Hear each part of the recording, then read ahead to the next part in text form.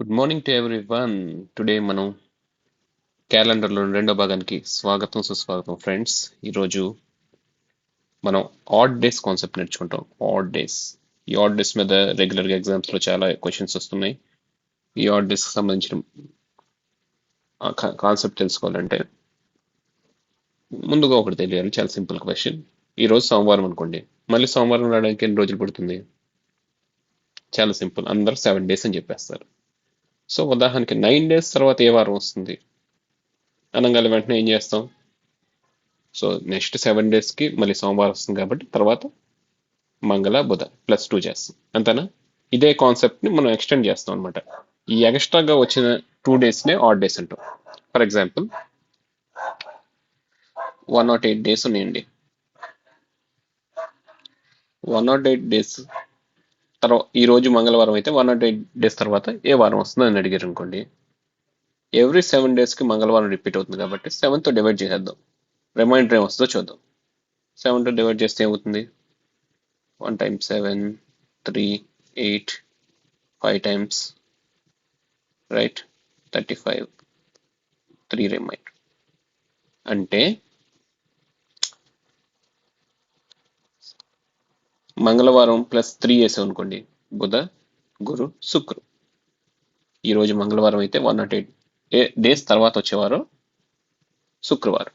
ఈ రకంగా చేసేయచ్చు అనమాట. ఈ క్వశ్చన్ రెగ్యులర్గా అడిగే క్వశ్చన్, అందరికీ అర్థమవుతుంది అనుకున్నాను. మళ్ళీ ఒకసారి సింపుల్గా, మళ్ళీ ఫాస్ట్గా వెళ్ళినట్టున మళ్ళీ ఒకసారి సింపుల్గా చెప్తాను. మనకి ఇచ్చిన నెంబర్ని 7తో డివైడ్ చేస్తే రిమైండర్ వస్తుందండి. ఆ రిమైండరే యాడ్ చేస్తే సరిపోతుంది.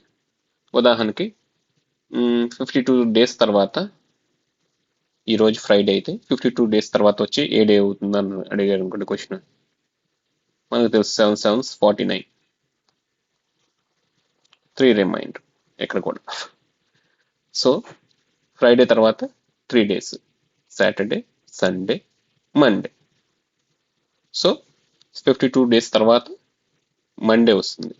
ఒకవేళ 52nd డే అడిగారు అనుకోండి, అప్పుడు ఏమవుతుంది చెప్పండి? 52 డేస్ తర్వాత మండే.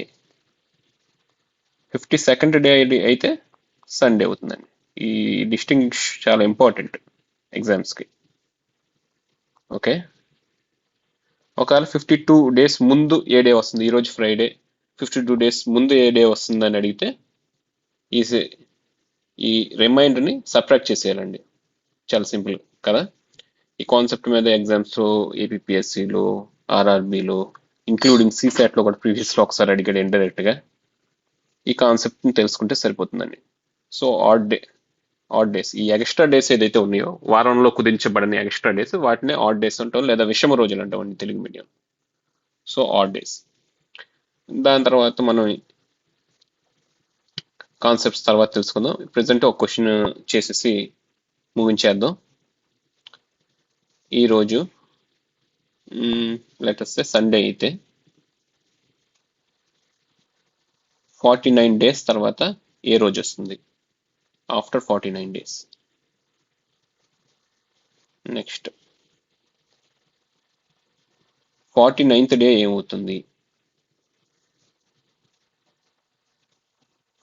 ఈరోజు సండే అయితే 49 డేస్ బిఫోర్ ఏ డే వస్తుంది? ఈ మూడు కూడా కామెంట్ సెక్షన్లో కామెంట్ చేసేయండి. ఇలాంటి వీడియోలు మరిన్ని తెలుసుకోవడానికి లైక్, షేర్ అండ్ సబ్స్క్రైబ్.